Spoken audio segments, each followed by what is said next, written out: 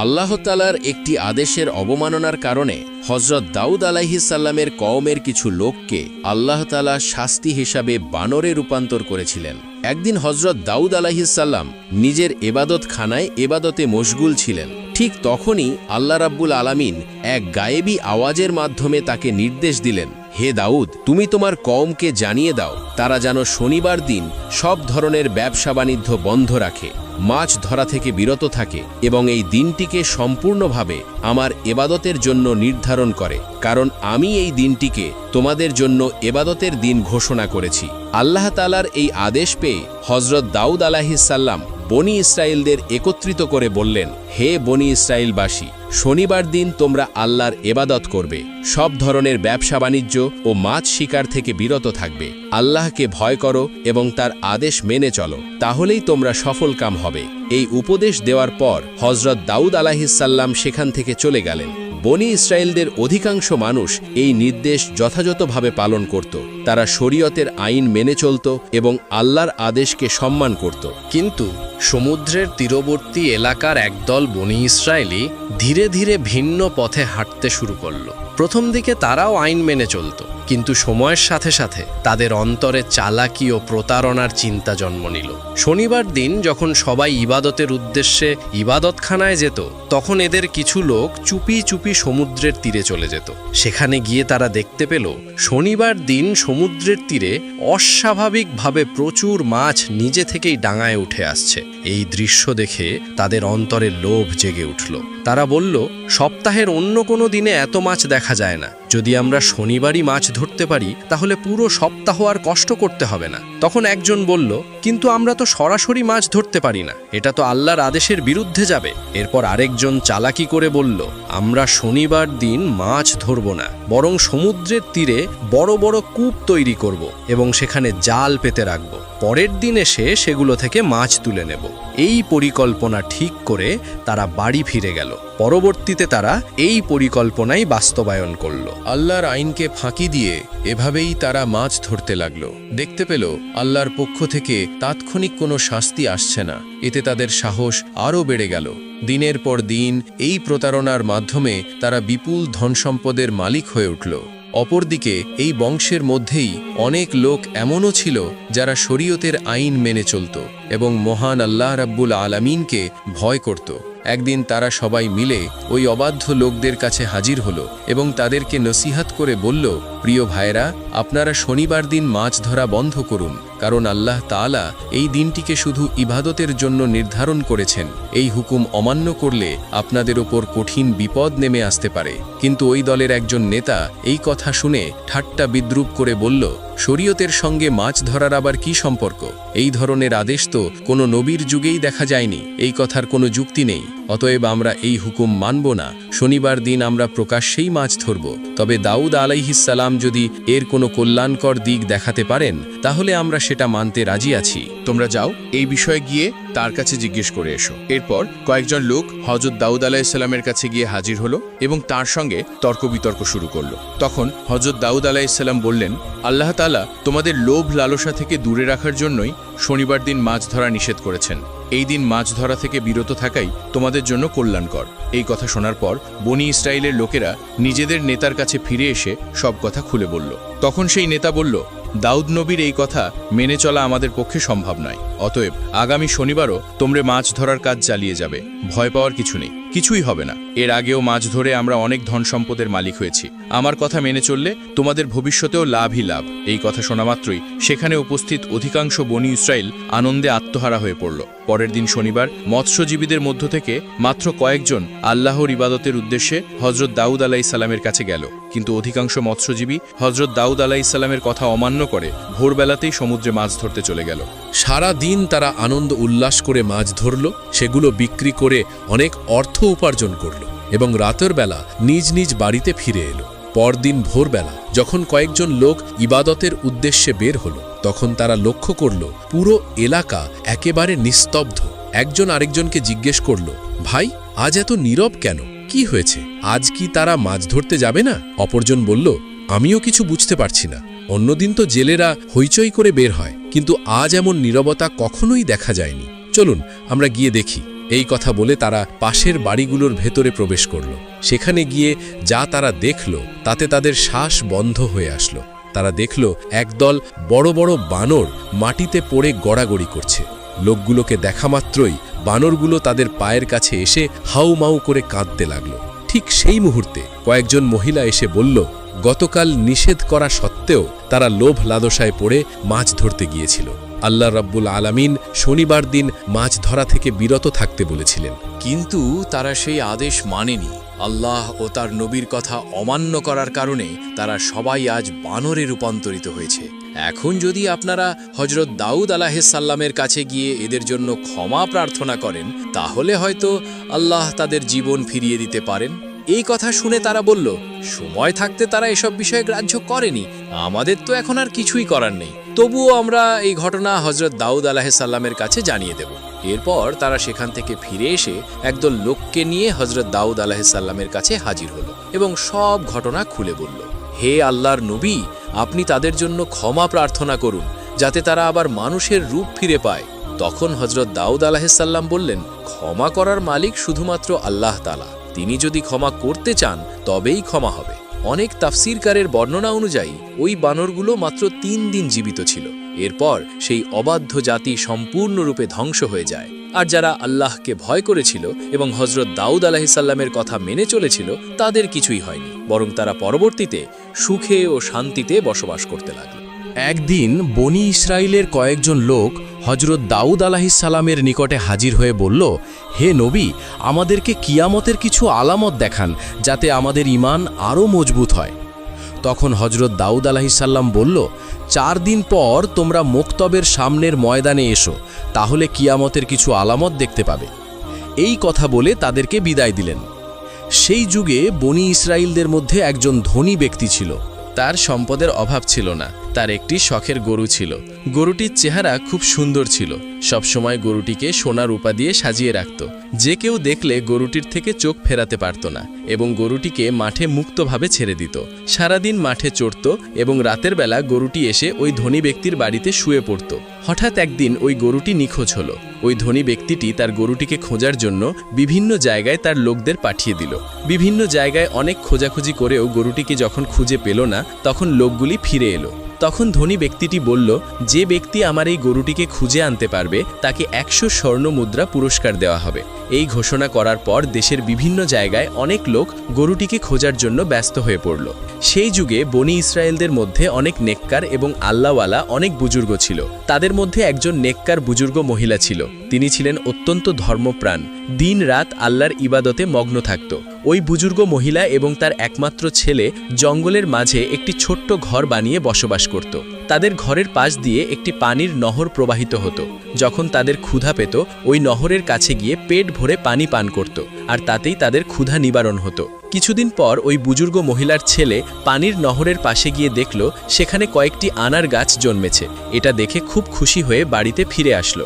কয়েকদিন পর আবারও ওই স্থানে গিয়ে দেখল আনার গাছে ফল ধরেছে। তখন ছেলেটি ফলগুলো নিয়ে বাড়িতে চলে আসলো এবং মা ও ছেলে দুজনেই পেট ভরে ফলগুলো ভক্ষণ করল। এভাবেই তারা নহরের পানি আর গাছের ফল খেয়ে তাদের দিন চলে যেত। বুজুর্গ মহিলা ও তার ছেলে অনেক বছর ওই গাছের ফল আর নহরের পানি পান করে এবং আল্লাহর ইবাদত করে অতিবাহিত করল।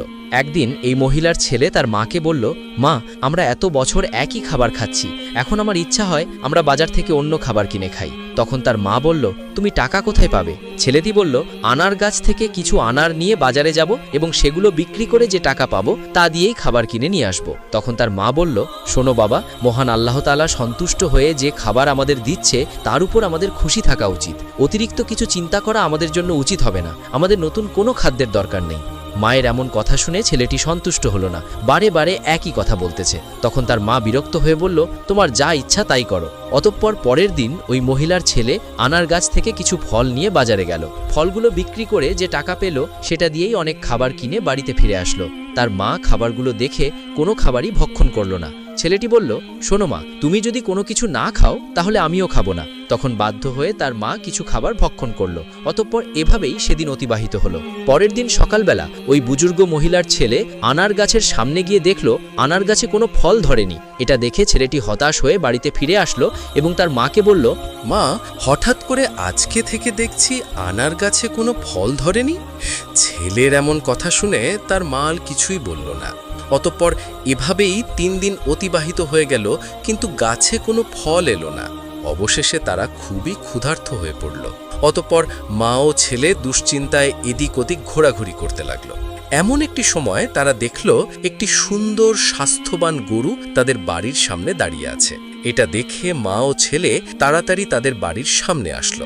আল্লাহর হুকুমে তখন গরুটি কথা বলতে শুরু করলো। গরুটি বলতে লাগলো, আপনারা আমাকে জবাই করে আমার গোস্ত ভক্ষণ করুন।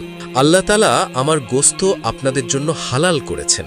অতএব হালাল গোস্ত খেতে আপনাদের আপত্তি থাকা উচিত নয়। গরুর মুখে এমন কথা শুনে মা ও ছেলেটি খুবই দুশ্চিন্তায় পড়ে গেল। তখন ওই বুজুর্গ মহিলা বলল, জানি না এই গরুটি কার, কোথা থেকে আসলো, আর এই গরুর গোস্ত খেয়ে আমরা কোনো বিপদে না পড়ি। তখন ছেলেটি বলল, গরু নিজেই বলছে সে আমাদের জন্য হালাল, অতএব কোনো অপরাধ হলে তা হবে গরুর, আমাদের হবে না। মা, এই গরুটি জবাই করে আমরা গোস্ত খেয়ে ক্ষুধা নিবারণ করি, এসবই আল্লাহর ইচ্ছা।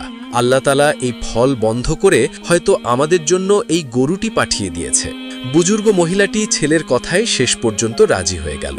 অতঃপর গরুটি জবাই করার জন্য যখন গরুটির কাছে এলো, গরুটি তার ঘাড় মাটির সাথে মিশিয়ে দিল।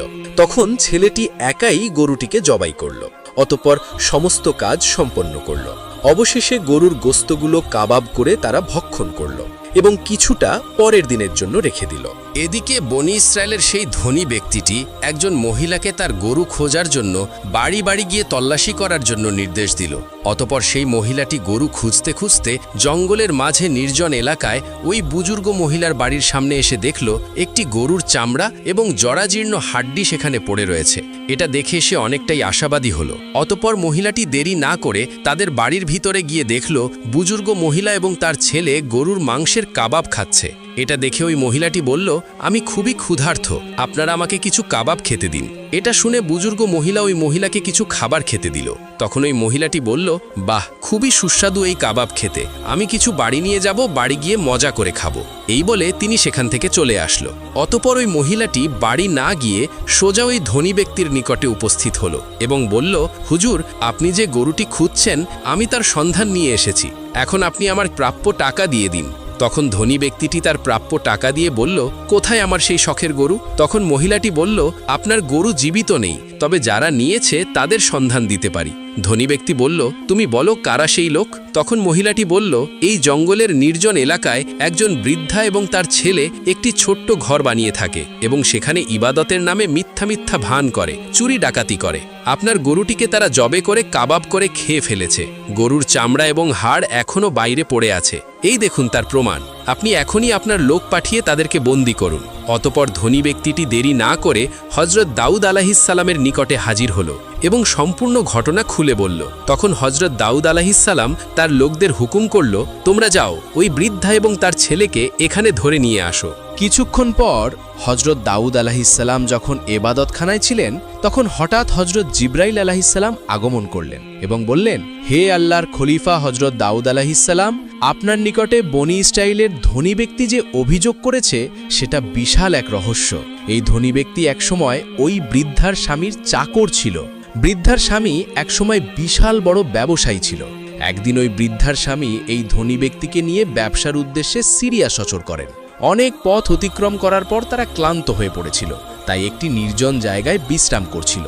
তখন তার মাথায় খারাপ চিন্তা আসে এবং ওই বৃদ্ধার স্বামীকে ঘুমন্ত অবস্থায় হত্যা করে আর সমস্ত ছাগলসহ আরও মালামালগুলো নিয়ে মিশরে চলে যায়।